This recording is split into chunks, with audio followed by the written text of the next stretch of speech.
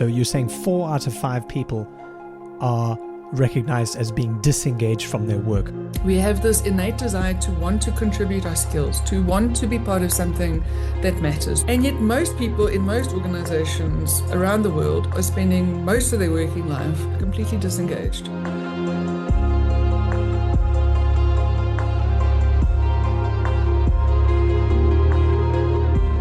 Welcome back to the Humble Mind podcast. How often do we get to navigate crucible moments in our lives? Sometimes they might be in extremely consequential moments in relationships, in our personal lives. There might be big technological changes. And also sometimes they take place in the workplace between leaders, in conversations behind closed doors. They sometimes happen in the quiet moments between emails. But how can we better get a sense of creating a more positive culture around how we navigate these difficult, unpredictable, and increasingly challenging moments in our lives, specifically in the workplace and beyond? Well, today, and we're going to be discussing that and a whole lot more, we're speaking to Niven Postma, and I'm very glad that she's with us today on the Humble Mind podcast with the rest of our community, where she's been dedicating a good portion of her life to exploring exactly this particular question. She is a leadership expert, she's an executive coach and a speaker. She's also a contributor to the Harvard Business Review, and I'm very excited to have her with us. Welcome, Niven. Thank you, Alex. Lovely to be here. Yeah, awesome. So when we first spoke and we were talking a little bit about the background for this, you threw that word at me and I just loved it, crucible. I'm a sucker for kind of big words and looking them up and all that. Perhaps you can tell.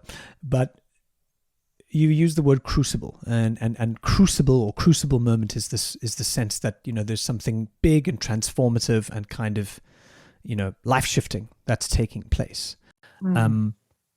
Talk to me a little bit about your insight into that word and what led you to some of the work that you do today, helping others navigate this, but better understand it for themselves, specifically in the context of leadership and the dynamics of the modern workplace.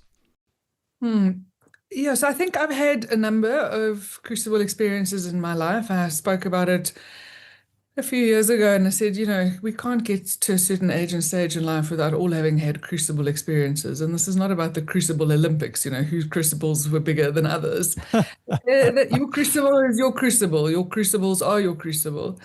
So I think I've had a few. One was, you know, the doctor saying to me, Niven, we've got to talk about your test results. But the other really important one, and perhaps the two are linked in ways that I don't fully understand yet, but could understand quite easily, is being told that I was out of a job. And it was dressed up as a retrenchment. You know, it was all very, very pleasant, incredibly gracious and kind and professional, and very generous as well. Being called in by the person I reported into at the time on a Friday afternoon. And I have to tell people, danger sign, if you are called in on a Friday afternoon at 4:00 with a boss that you have not been able to pin down Not for good weeks, news. this is not a good news. Not a good news sign. Yeah, exactly. And especially when that person is head of HR. I did not see this coming. And like I say, it was possibly the most pleasant and productive conversation I'd had with this person for months. But it was essentially being told that, look, my contract has been rolled into business as usual. And so thank you so much. And yes, the performance bonus that I've just been given and the performance evaluation that was also incredibly positive, all totally valid. And so there's nothing personal, but rather don't come into work on Monday. Oh. Now, Alex, Just like that. Just Wow. sort of like that, yes. And here's the retrenchment letter, just, you know, sign it on Monday and we'll sort it all out. And I mean it sincerely when I say that I skipped out of that building. I remember it was in November. I remember what I was wearing. I remember how delighted I was. And I remember phoning my partner and saying, I've just been retrenched, which for some people might be a really horrific experience. It wasn't for me, because I've always left jobs without other ones lined up, and I'm very happy to reinvent myself. So that wasn't the crucible. The crucible was when my partner pointed out to me, Niv, you realize you haven't been retrenched. What do you mean I haven't been retrenched? Look at the retrenchment letter. Look at the package. Niv, you've been fired. That's the funniest thing I've ever heard. No one fires me. I'm a rock star. Oh. And it didn't take very long for me to figure Mm, out that, of course, I'd been fired. And to then spend some time, some considerable time, really thinking, okay, so what on earth just happened here? And, the times in my career, and fortunately and wonderfully and proudly, there have been more than a few. The times in my career when I really was a rock star, wonderful. But the times where I hit my head against a brick wall, same as this time, sure, this time culminated in something quite dramatic. But the times when I hit my head against a brick wall, these were political issues. They were not technical issues. I know what I'm doing mm. technically, but politically and relationally, that was the issue. And that then really got me thinking about my career in a very different way and got me started on a path that has been quite extraordinary in all manner of ways. And so, really, have gone from a place where colleagues of mine, when I first started talking and lecturing and writing about workplace politics, found it fascinating, but also equally hilarious because they were, but you were so terrible at this stuff. You were useless. And yes, I was useless. And yes, I was very senior. And yes, I was very successful. And that was really the experience that got me on this path in ways that I don't think I would have otherwise.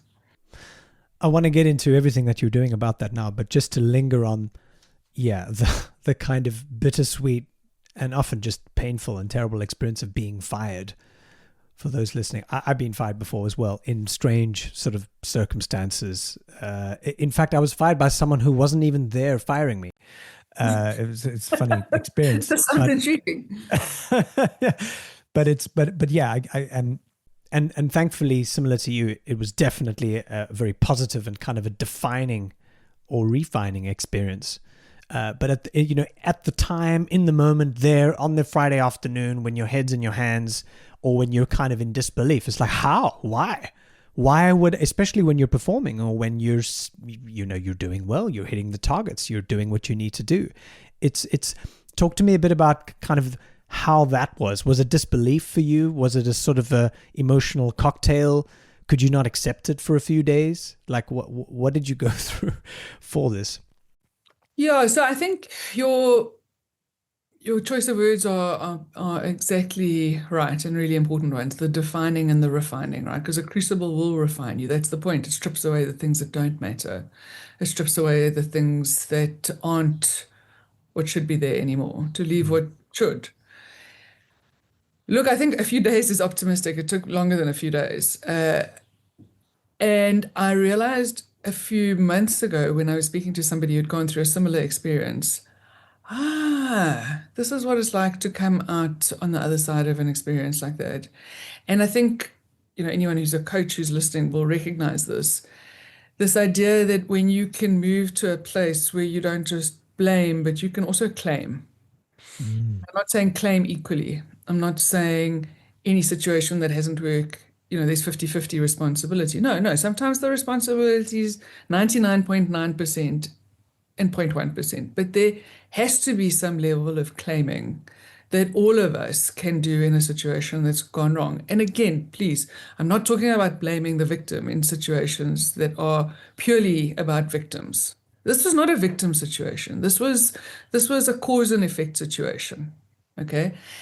And so to be able to understand, oh, this is what I claim from that situation, Mm. because certainly in the weeks and months that followed, uh, I had many people rush to my defense, and many people say, poor you. And many people say, but this is just what happens, and it's a sign of you were the right person, speaking truth to power, all of that stuff. And I think a lot of that was true. And I can tell you, I was turning into somebody for all manner of reasons that I wouldn't have wanted to manage because I was really frustrated and I was adamant that I was correct, and technically I was.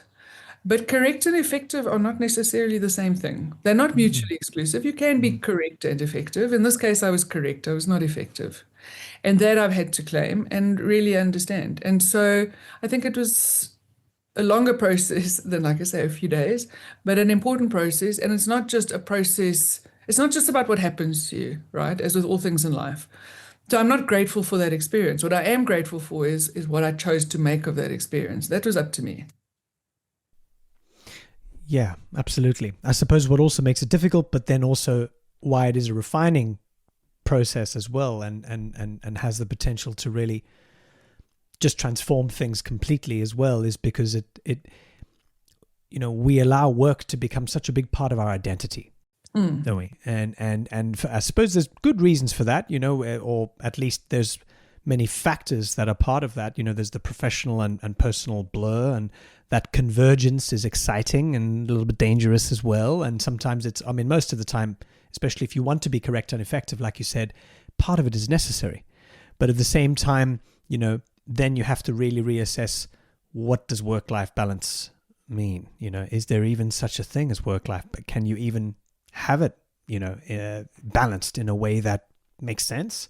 I don't know how you might think of work-life balance, if that's a lie or if it's something you found a trick into.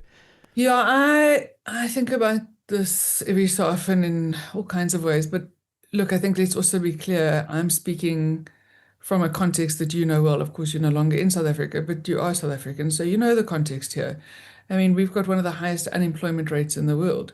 I forget the number, Mm. I'm too depressed to look at it, but I do know that the number officially hovers in the 30%, from what I can remember or choose to remember. And of course, the way that our Office of Statistics defines unemployment in South Africa is you're only unemployed if you have looked for a job in the last 7 days and haven't found one. So if you have given up looking because there are no jobs to be found, and generationally, people around you have always been unemployed, and you know as well as everyone else that not only are you unemployed, but you are unemployable. Yeah. Well, then you're not unemployed because you haven't looked for a job in the last 7 days. Now, I sit and I think about that, and I think about the lost opportunity to a country and an economy at a macro level, and at a micro level, what it's like every day of your life to wake up and know this is not something I get to do. I don't get to work.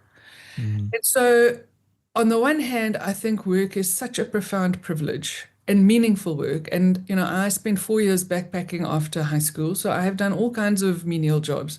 I have cleaned toilets. I have washed dishes. I have waitressed. I've picked apples. I have scrubbed down decks. And yes, of course, I knew that this wasn't going to be the rest of my life. But it was 4 years of my life. And I found immense pleasure and dignity in all manner of work. And Mm. so, it's not just an idea that meaningful work is something where you look like a hotshot and you carry an iPhone.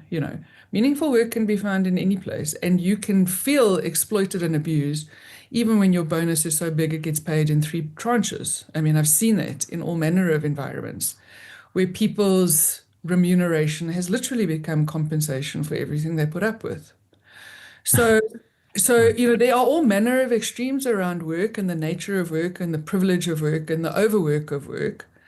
Mm. I think, the work that I do is really about trying to trying to bridge two really critical gaps and two data points that intrigue me, but not in a good way. And the one data point comes from Gallup's Global Engagement Survey, which for years has stayed constant. It's the same year after year, and it's been the same before COVID, through COVID, after COVID. Came out a couple of days ago, didn't it? Yeah. Oh, did it? I didn't see the, Yeah. the Yeah. latest one. Thank you. I will go and Google it right very now. Well, not right very now, but after our podcast. So I don't know what the latest number says, but it's generally that the results are 79%. And so for people who haven't seen that survey, the 79% for a global engagement survey, one would be excused for thinking, well, that's the level of engagement in the world. No, that's the level of disengagement. So So just to frame that number right, so you're saying 4 out of 5 people are recognized as being disengaged from their work globally in yeah, that survey. well, 7.9 out of 10, 79 out of 100, yeah. Yeah. Well, not Wow. 7.9 out of 10. Yeah, that would be difficult. But Staggering. Yeah. that's either passive disengagement, so the great resignation, you're pitching up, as a friend of mine says, the wheel is turning, but this hamster's dead. This Right. hamster's Right. died. Or active disengagement. You actively, perversely undermining the organization that pays your salary, the people Mhm. that you work with. So that's the one statistic. And like I say, I'm bracing myself to see what this one looks like, but it's been the same for years, hovering. And the other data point is around the work that Mahai Csikszentmihalyi, who pioneered the concept of flow. I mean, he didn't invent the concept, we've all felt it, but he named it as flow. And he said in his research that approximately 80% of adults, even if we were to become financially independent, so that we didn't need to work, we still want to work. Mm. So we have this innate desire to want to contribute our skills, to want to be part of something that matters, to want to leave a legacy, and work is one of those ways. So how is it that 80% of us want to do this irrespective of the paycheck? And like I say, this is independent of the people who will never get a paycheck. And yet most people in most organizations, in most industries around the world are spending most of their working life not just trying to get through their week and their month and the year that is, but trying to get through their whole career because they're completely disengaged. And so a lot of that's what drives the work that I do is, of course, work-life balance is a critical issue. But as with Aristotle's virtue theory 2000 years ago, the virtue is somewhere between the two vices. Mm. Overwork and an impossibility of defining myself other than through my role and what I do and get paid for. You've probably missed a trick, but a complete disengagement from work and the privilege of work, well, I think that's another vice. You've kind of stunned me just with those two data points, and it presents such an impossible dilemma because we've got 80% of people who are just trying everything they can, either passively or actively, to sort of be as far away from work or their kind of work as possible because they're just so disengaged. And then you've got 80% of people who, despite the factors, want to try and stay working or would find meaning from doing some kind of work. So these sort of two impossible kind of gravitational forces pulling each other apart, that's insane. And it's obviously fueling I suppose what you can call a modern workplace crisis. Do you think that's always been like that, though? Are there any pointers in history where that tension hasn't been as bad, and there's maybe a lesson to learn there from what we could take from the past? Yeah, that's a good question. I don't know enough about workplaces. I mean, I can imagine all kinds of answers to that question. I mean, I'd be guessing. I don't know enough about history to be able to give an informed opinion. But I do think this deadening of people is not a new thing, and I mean, I think there's all kinds of reasons for it. I mean, systems and processes and cultures and leadership behaviors where people, what they're doing speaks so loudly, you can't hear a word that they're saying. And of course, as I said earlier, reward and recognition, and a world that's not just facing a crisis, but the word of polycrises. I mean, there's a lot up for debate and discussion and despair and existential crisis, and work is not immune to that. And is work a cause of that, an effect of that? I mean, I think this is a conversation for many philosophical minds and probably a few bottles of wine. But Sounds in good. terms of empirical evidence, I'm not enough of a historian to be able to definitively say. No, sure. So, yeah, it's just interesting to see as part of a sort of a long-running social experiment, because work is one of those things that requires so much from us and seems to be a constant in our lives.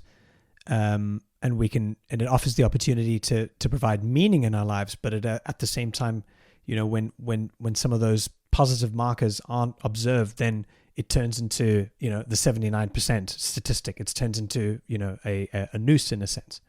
I want to zoom into what you said earlier about, and you used the word specifically again, politics, and that was one of the things that you said led to the crucible experience that happened to you, the politics. And when we're talking about workplace cultures, the cultural behavior of leaders, of managers, everyone else, ultimately work in that kind of workplace definition is a social engagement in a way, or even a social game, you can even say, an unspoken game. Talk to me a bit about how you see the politics, generally, and what are the sort of forces or the factors that take place in defining that space. Yeah, so Alex, I'd probably add that it wasn't the politics so much as my idiocy in the face of the politics, and Right. how stupid I was in making the inevitable politics unnecessarily worse. Mm, So look, I think it's always useful when it comes to politics, as this is such a charged term, mm, one that we use often and freely, but actually part of the reason that we are so idiotic, myself included, when it comes to politics is that we don't actually understand what we're talking about. And so we tend to label anything harmful or toxic or Machiavellian or that we were the victim of as politics. that's true. And Yeah. when we're benefiting, no, well, then it's strategy. I was very effective and I was very strategic. Yeah. When I'm on the short end of the stick, well, then it was the politics. And actually, what we're talking about is the same stuff. What Mm, we're talking about, what I'm talking about, is in any organization, in every organization, you have a mix of the formal and the informal. So, mm, according to the formal requirements of my job, I had done exactly what was required. In fact, I'd exceeded what was required. And the formal, of course, it matters. You know, the standard operating procedures, delegations of authority, the organogram, these things matter and they are real. Your KPIs. But as my partner pointed out, Niv, what's going on in the job description is not all that's going on, mm, ever. There's always more to it. And that's the informal. That is the stuff that is not written down. HR will not take you through it. You will not have it as part of your orientation. That is the political, relational, nuanced landscape of how things work. And it's inevitably part of the culture. And we understand culture to be, it just is. What we don't understand is that a political culture just is as well. Of course, there are different types. Of mm, course, there are different degrees. But when people say to me that politics are a symptom of a bad culture, no. Bad politics are a symptom of a bad culture, but politics are a part of every culture. You know, the strategic relationships that help or harm you. If you They help you if you have them, they harm you if you don't have them. Or if there are strategic relationships of people against you. So the strategic relationships, the influence that you have or don't have, the formal power that you have or don't have, and the reputation that you have or don't have. These are the things that build up your political capital. And if you're politically smart, which most people are not, you understand that this is an asset. This is a capital like any capital, and that it accrues, it compounds, and you can use it or not. mm. And so when I speak to people about politics and I say it's the informal, it's the unofficial, it's the behind the scenes ways that people get things done, build relationships, build power, use their influence, achieve objectives. Often in a workshop, when I give that definition, I think the penny drops when I say to people and I ask them two questions. First of all, have you ever done any of these things? Hmm. Yeah, I have actually. I have actually influenced people, had the meeting before the meeting, had the laying the groundwork before a big decision. Yeah, I've done that. Okay. Secondly, has anyone ever done this for you in ways that you have benefited? Gone over and above, gone behind the scenes, had the extra conversations. Oh, blow me down. People have done that for me. That's precisely why I'm on this course or why I'm being given this opportunity or whatever. And so I think that then helps people realize, the positive side of politics is as Mm, much a possibility and an opportunity and something that they've experienced in their career as the negative. And so, same as Chimamanda Adichie's great TED talk, the danger of a single story. There's a danger when we only see the political as inevitably negative, toxic, Machiavellian, destructive. No, no, no, no. It can be perfectly constructive, pro-social, make things happen that needs to happen that are not just in your interest. Because if it's purely about you and your interests, well, then that's sociopathic. And I can't say you're a psychopath because I'm not a clinician, but that is sociopathic behavior. mm, When you are using it to benefit your team and your stakeholders, this is perfectly legitimate and it's going to happen no matter what. So, you know, are you are you part of it? Or maybe a better way of doing it or explaining it is I was in the traffic in Lagos years ago, and I mean, Lagos is a great place. It's a crazy place, but the traffic is insane. And I remember sitting in the traffic and just going nowhere very slowly and seeing this huge billboard. You're not in the traffic, you are the traffic. Like, yep, you are in this one way or another. Now, what are you going to do for yourself and the people who are counting on you to navigate this and use the inevitability of what you're in?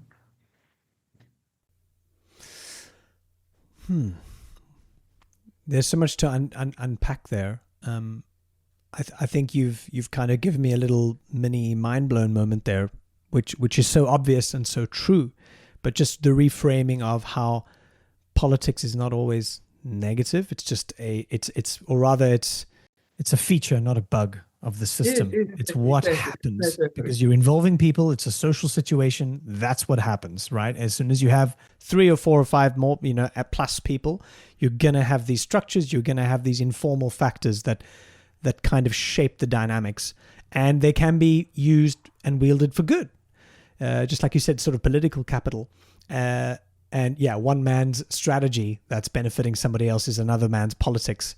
And that's important to remember as well.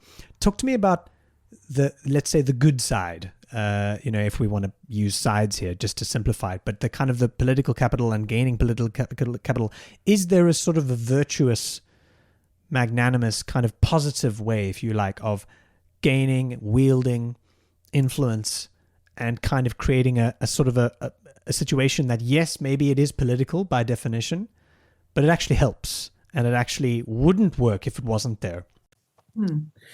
Yeah, I think there are many examples of that. And I mean, I've heard those played back from delegates. I also see it in the research, the literature review that I'm doing for my PhD, is that over the last 20 years, academic research has shifted to, okay, what are the possibilities here if people are using this well? And so one piece of research that I can think of off the top of my head is people whose managers are more politically engaged are themselves more engaged because they're able to be more effective.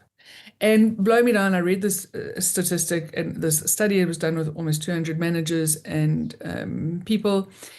And not even a week later, I had a delegate play out this exact thing. In her case, it was the opposite, but it's still the same point. So what she was telling me and the rest of the group was about this manager that she worked for that was absolutely wonderful, incredible, impressive, technically skilled. I mean, she sang her praises. And then I was trying to connect the dots when a few minutes later she was saying, but I've put in for a transfer. I thought, okay, hold on, I've missed something here. And what I'd missed, she went on to explain, was that her managers simply would not engage in the politics. She would not have the prep meetings. She would not do the socializing. She would not do, if you want to use it pejoratively, the lobbying, if you want to use it positively, the homework and the stakeholder engagement to get a decision over the line. Right. And so she said, so we can't get things done here. We just can't be effective because, this is also part of the reality is the more senior you get, the more you have to understand that the politics are not a distraction from your job.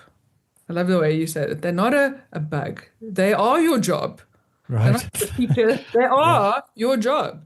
Yeah. Because you are going into any organization. And I mean, I've worked in the public sector, I've worked in NGOs, I've worked in the private sector. And so this is a feature of all organizations, whatever their type. Organizations are places of competition and conflict. And that conflict, of course, it can be destructive, or again, it just is.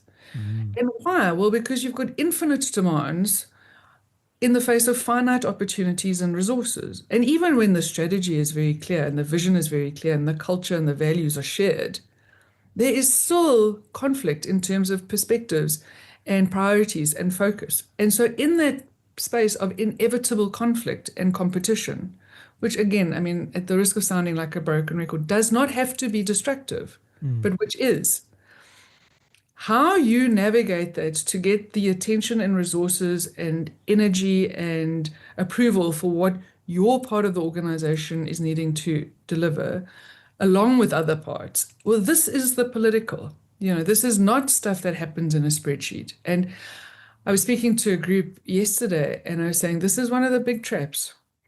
like I said, is that being correct is enough to be effective. No, you've got all the right answers. You but with somebody with more political capital, more political firepower, more persuasive ability is going to get their answer across the line. And I shared a case study that I've put together of how a whole organization collapsed as a result. The CEO was 100% correct, and history has proven that. Wasn't effective, didn't go anywhere. So even a CEO, even somebody with 20 years perspective that we can look at and can say it was correct, that's not enough. Your job is to navigate that landscape and to make things as effective as you can, like I say, for your stakeholders and your team, but in pursuit of the bigger purpose of the company. Again, it's just about you, that you're a sociopath. Is there a version of this message that you find yourself sometimes, or perhaps all the time, needing to tweak or to change, or maybe even go harder on when it comes to speaking and working with the top leadership, the very kind of, leadership right even up to the board? Because often there's a sort of a kind of a disproportion in, who needs to hear the message most versus who is the most willing to hear it. Not always, but, is there a sense of understanding how the message needs to change the higher up the power ladder you go? Actually, I think it's the inverse, because there is a lot of evidence, and it makes a lot of sense as well, that the more senior you are, the more you are a survivor in an organization. And one of the things that's allowed you to survive is your political savvy. So, generally, like I say, the relationship is more inverse, but, and there is a big but here, that's not universally true. And so, I mean, I can use myself as an example. I was incredibly senior, incredibly young. I mean, I was 29 when I was appointed CEO for the first time of an organization. And frankly, Alex, I would not have hired me as CEO. How on earth this board hired me as anybody's guest? And so I think when, for whatever reasons, you are catapulted into a very senior position very quickly, by definition, you haven't kind of climbed that ladder of survival. And there are a lot of exceptions like that for many reasons. So that's a big exception. And the second big exception is often around women. And my PhD is specifically asking around how workplace politics are different for women.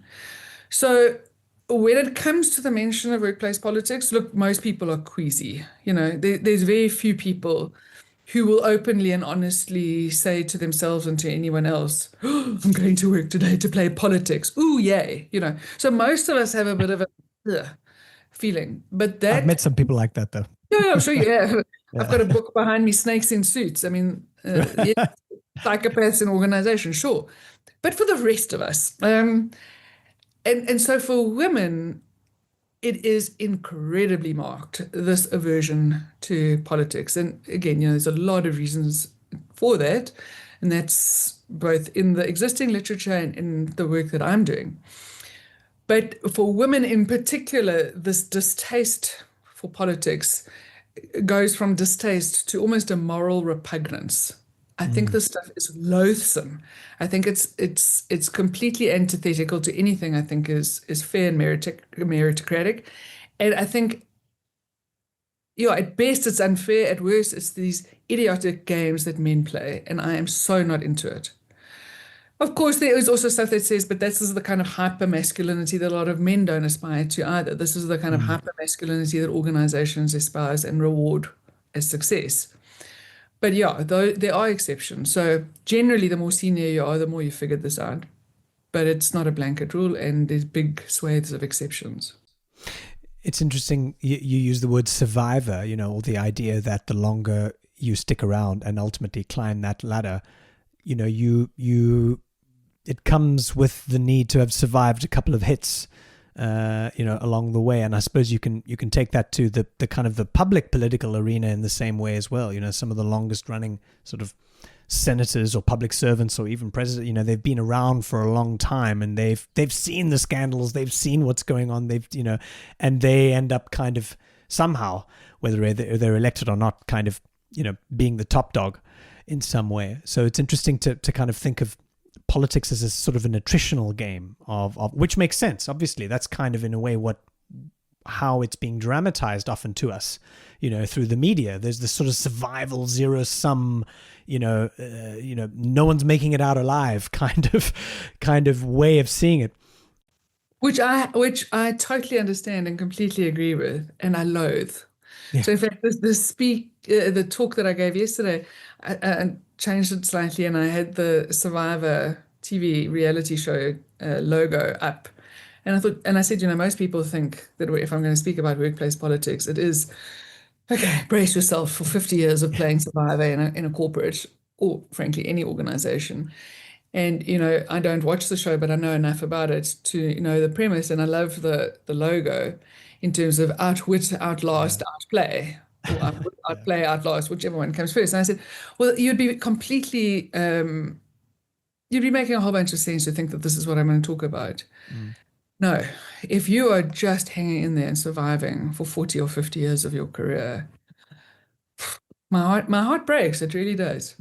For me, it is about the 79%, 80%. And I think there are, as I said earlier, a lot of reasons for that. But one of them is because we don't understand the inevitable. We emphasize people's IQ and EQ. We pride ourselves on both, and we simply ignore, are completely oblivious to, the need for the importance of PQ, of political capital.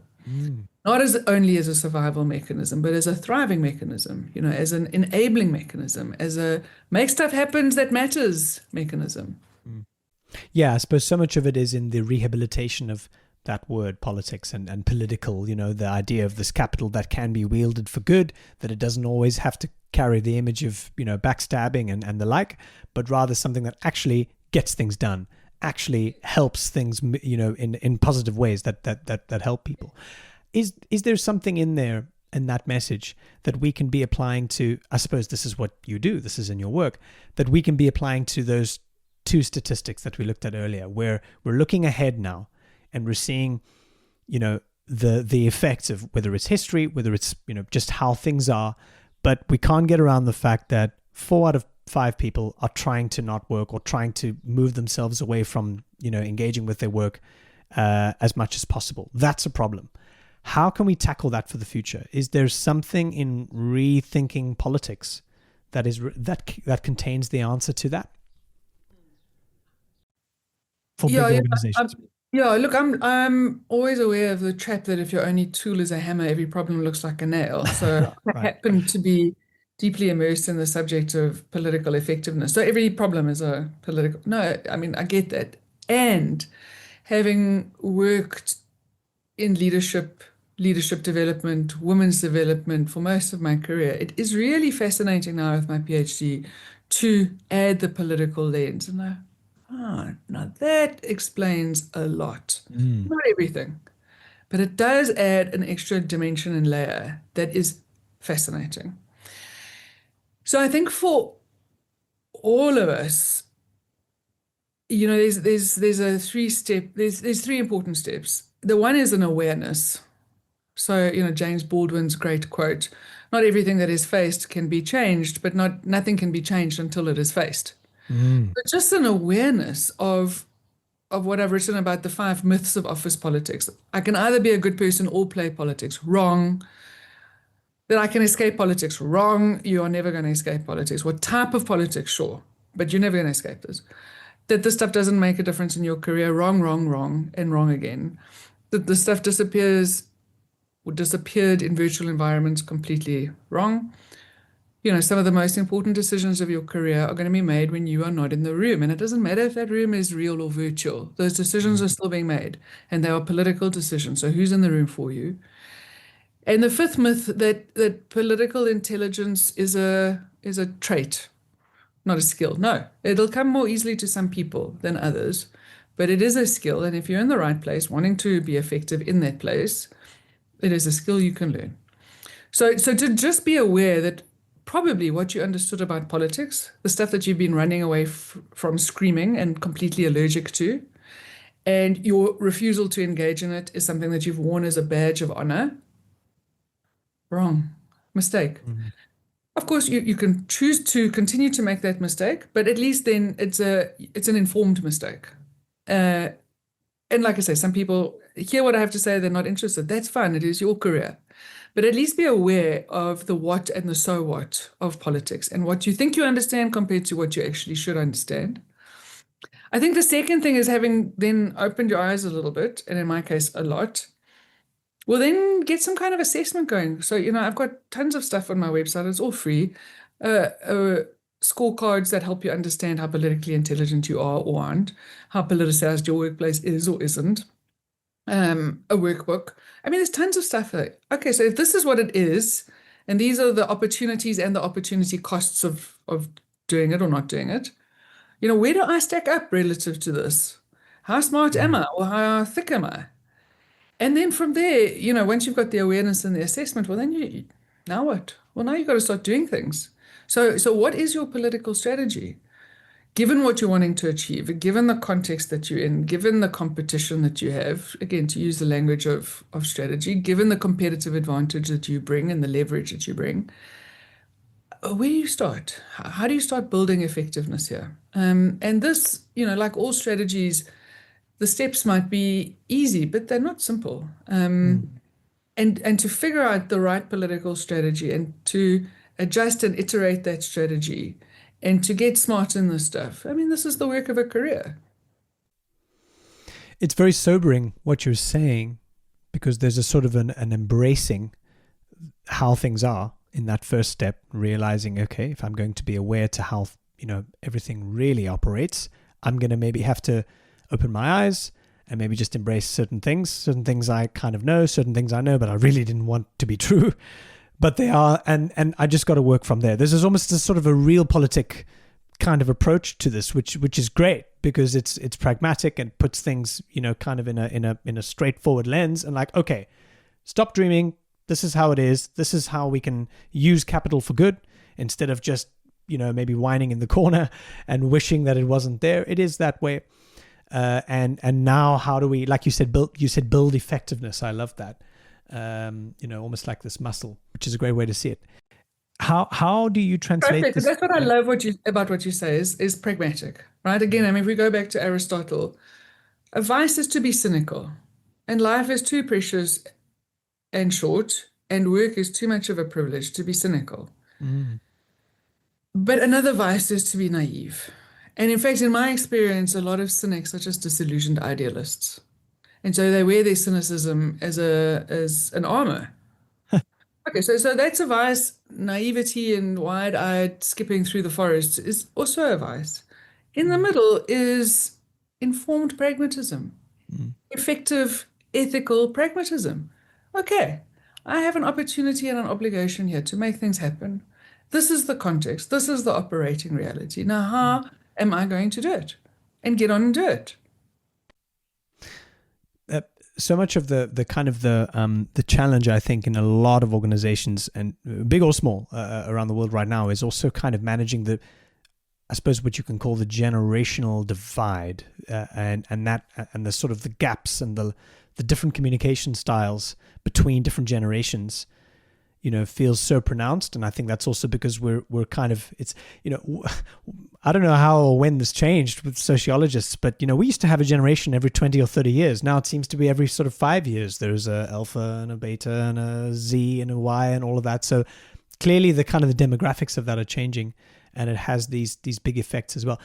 Is there a message, or is there a version of this that we can be using as a tool to help to kind of bridge the gap between, let's say, Gen Zs and millennials, and how they look at work and how they look at leadership, and in this way building political capital, and how, let's say, the boomers and maybe even some Gen Xers do that, because there seems to be, less and less of an overlap.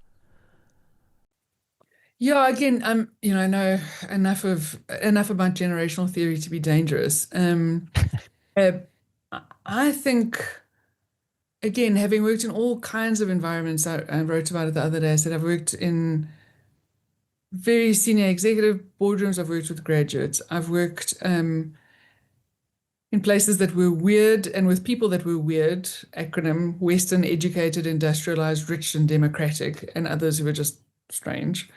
I have worked And all weird. with, Yeah. yeah, I have worked in rural communities with people who are illiterate and people who have got Ivy League and Oxbridge degrees.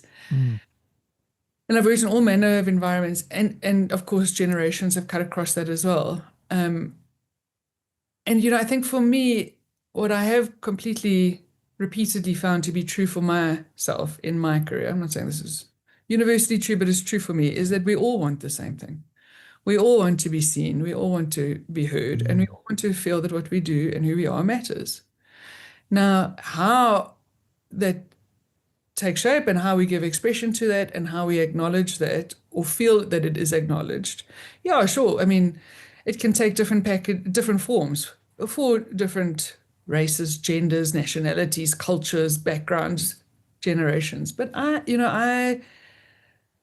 think this is at the heart of what binds us as human beings. I think that is what we have in common, and we importantly need to look at what divides us because there are systemic and structural things around this. And Mm. and there are some people who, by virtue of those structural and systemic things, including race and gender and possibly generations, they pay tolls and others cruise the open highway. That was a great article in the HBR a few years ago. So yes, there are Mm. systemic and structural things that would be naive to not look at. And I think the reason why I've so loved the work I've had the chance to do and the people I've had the chance to do it with in all manner of guises, in all manner of forums, is because for many reasons, for me it's what sits beneath. And I've had an opportunity in my life, in my career, to get beneath the divisions. Mm. Mm. So I don't know if that answers your question. No, it's a great way to kind of see, or at least pay more attention to what unifies rather than just get lost in what can very easily just be continuing division. Hmm. Yeah, but I suppose there's always nuances to look at. I want to open up to Sarah if you have a question. You guys haven't mentioned it yet, but I'm going to blatantly plug Niven's book, which is called If You Don't Do Politics, It Will Do You.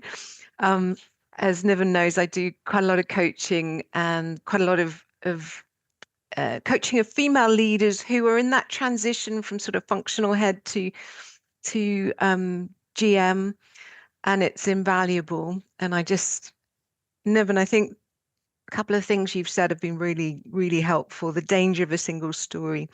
I guess I would love to ask your opinion on when in a career should we be more actively teaching the type of concepts that you have in your book, studying in your PhD.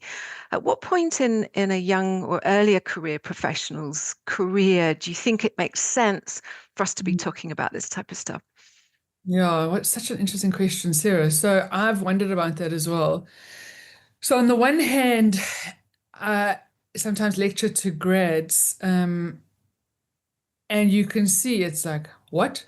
The advice we've just been given by our parents is just put your head down and Right. stay out of the politics, okay? And it's like a light's going on. And so there's value in that, I think immense value. And that's why I do a lot of work with SAGIA, the South African Graduate Employers Association, and the grads there, because it's really valuable and important that you know this at the start of your career. And of course, then there is a lot to be said that once you've actually acclimatized, because when you're starting your career, you're drinking from the fire hydrant. So, okay, that's something else I need to think about. It is a valid point. But on the other hand, I have seen people who, from the moment they were grads and started working, started getting smarter around this stuff.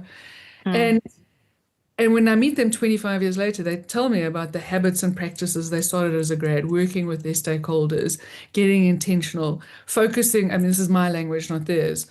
They focused on their to build list, not just on their to do list. They were very clear from the word go that it would be a mistake, because it is, to treat work like school and to think that if I put my head down and work really hard, somebody's going to notice and give me an A. Now, that kind of awareness is invaluable. And to get that as soon as possible, I think is really important, because just again, my heart breaks when I see people in their 50s towards the end of their career well, their formal career. I mean, I plan to work until I'm in my 80s, but it's just like, I wish somebody had told this to me at the beginning of my career. I wish I had known this. I would have done things so differently. So I think this stuff is always valuable when you are leading people. But personally, I think at the beginning or the middle of your career, absolutely. And especially in the middle of your career, because well, my initial thought around my PhD was to look at middle managers and what is it that makes some middle managers able to adjust their narratives around political will and skill and then take their career forwards, and others just like, no, not interested. I will stay ignorant and I intend to be ignorant, and that's how it is. So I think yeah, earlier the better, frankly, because this is Mm. yeah, to use the language of learning, this is not just a technical skill, this is an adaptive skill. So this isn't just an app that you add to the operating system. For most people, it requires fundamentally changing their operating system, their view on the world, their view on what's good, what's right, what's appropriate, what's not. And I think the sooner you can do that and get on with it, the better, actually. Mm-hmm. Mm-hmm. There was something that you said earlier, Alex, which is embracing certain facts. And I was just sort of sitting there thinking about this one executive. I too was pretty dreadful at politics in my corporate career. And if I'd sort of faced the fact that this executive really, was not a fan in any shape or form, but I chose to avoid that. Yeah. And what coaching, what advice or mentoring do you give, as Alex was sort of saying, is sometimes you need to sort of woman up, man up, and like Yes. just face it, Yes. and then think about what am I going to do about it? How do you navigate people through that emotional, like, oh, he doesn't like me, Yes. to actually action? Oh, geez. I suppose I probably reflect on the advice that my coach gave me when I was in the woe is me. Really, I mean, moaning and whining and complaining. And Sharon is a very skilled coach, and she looked at me and she was just like, Niven, you are ignoring the facts of life in organizations. And the facts of life in organizations is in life, not just organizations, is that life is not fair. And organizations are not democracies. They are power structures. Yeah. And yes, your mandate is to change things, but guess what? It's very unlikely that you are going to change things because this is the reality that you're working within. So that's not to say be passive, because I'm not a passive person, but this level of hitting your head up against the brick wall, this is my language. The only good thing about hitting your head against a brick wall is how fabulous it feels when you stop. So stop and recognize what's going on here. She said, because if you don't, one of three things is going to happen. One, you're going to become resigned. You're going to be part of that 79% checkout. Two, you're going to become resentful. Or three, you're going to become self-righteous. Mm. And I remember sitting in Sharon's office and listening to this and then letting it sink in. And really, I mean, I took a good few minutes to absorb what she was saying. And then looking at her with a bit of a wry grimace, saying to her, well, what happens, Sharon, if I'm all three at once? Yeah. Yeah. Well, because frankly, I was. And I mean, politically, that is such a danger sign. You Yeah. have got red flashing lights all over your head saying, problem, problem, problem. I mean, who the hell wants to deal with somebody who's resigned, resentful, and self-righteous all at once? So, this is the reality. What am I going to do in it? And if I'm in the wrong reality, find a different reality. But in this reality, if this is what's going on, we'll face it and then deliberate about it. Just before we wrap up, thanks, Sarah. Yeah. I'm curious, just as a last question, were there any little personal tools that you used to help to navigate some of these more difficult moments? Maybe it wasn't just in work, any type of crucible moment that besets us in life.